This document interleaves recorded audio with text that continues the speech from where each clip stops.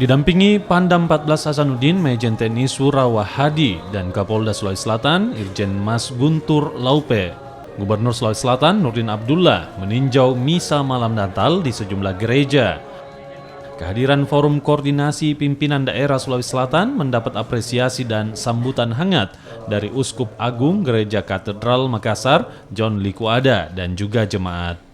Kehadiran Gubernur Sulsel Nurdin Abdullah bersama unsur Forkompimda Sulawesi Selatan merupakan wujud dari kebahagiaan sekaligus untuk menjaga tali persaudaraan antar sesama.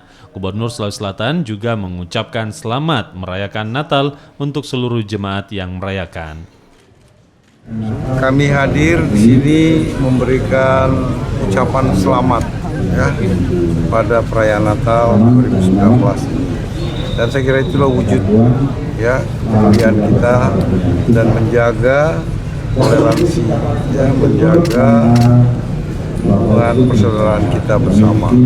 Karena hari ini betul-betul hari yang sangat mulia bagi saudara-saudara kita masing-masing.